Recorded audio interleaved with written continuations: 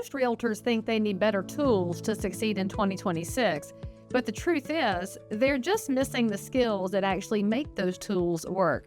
In this video, I'm going to tell you about 5 skills that matter in real estate today, the ones that have always worked, and what you'll want to focus on immediately if you don't want to fall further behind in 2026. Hey, I'm Lee Brown. Over 26 years in real estate, I've sold more than 2,600 homes, and I've worked with thousands of realtors around the U.S. and the globe. I'm excited to share what you need to do today before it's too late. Number 1, the skill of listening and connecting. Let's begin with the most important skill. You want more business? Well, being fully booked is the dream. And I totally get it. We all love the rush of a client picking us. For this, you're willing to do something, but often you get stuck when you don't really know what that magical something is. So you wind up chasing whatever the industry is yelling about currently, whether it's AI, video, pop buys, you name it, you've probably tried it, but none of it really seems to work. I remember I was talking to an agent once who said, "Lee Brown, just tell me what to do." He was exhausted from trying everything. But then I asked him one simple question. When's the last time you actually listened to a client? Not talked, not pitched, listened. He didn't have an answer. That's when it clicked. The top skill in 2026 is the same as it's always been: connection. Connection comes from listening, y'all. It's listening with your eyes, reading body language, reading the response to your body language. And the reality is that most people are listening to respond, when the most important part of listening is comprehension. Make it more personal. And if you don't know where to start or where to practice, go where people are who are focused on communication. Toastmasters, Rotary clubs, community groups, wherever you can find people, you can work on your connections. You can't be a good realtor in 2026 if you haven't built connections. It's the absolute most important ladder to go to the next level. If you're the one who's tired of having conversations and they still aren't turning into business, let me tell you my secret tip. Click on the first link in the description and I'll tell you. Now, once you know how to connect, where do you actually stand out when everyone sounds the same?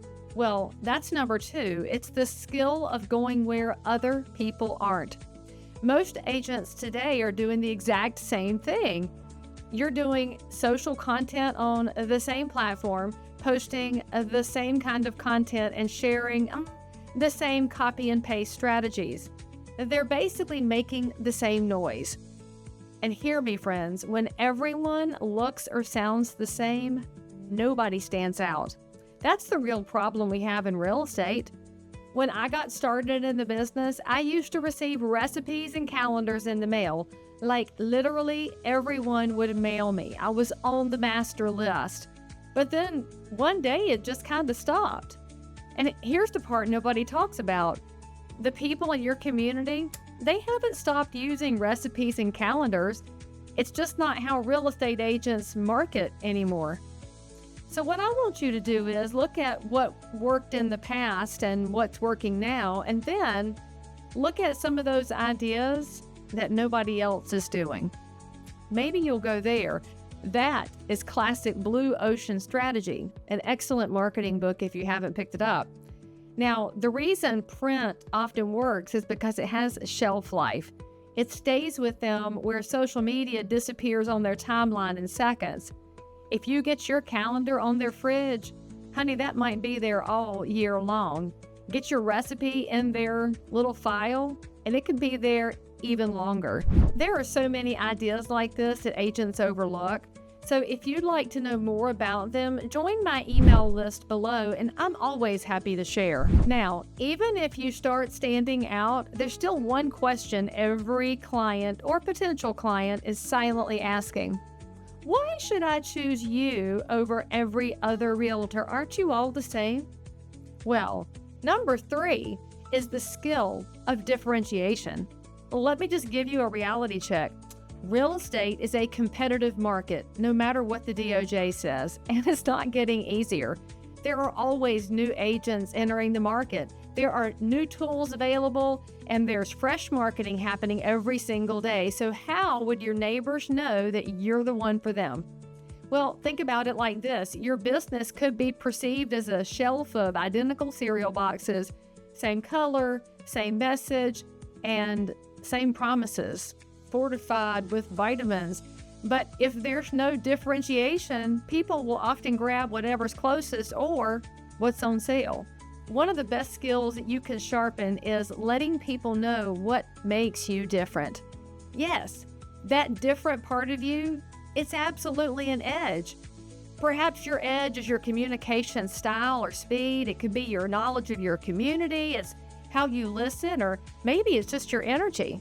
And frankly, most of you are downplaying it. You have stopped sounding like yourself because you're so afraid of being canceled or something. And we're in an AI world, y'all. The AI world that's full of slop, where your humanity is absolutely an advantage. And frankly, that's when wonders happen.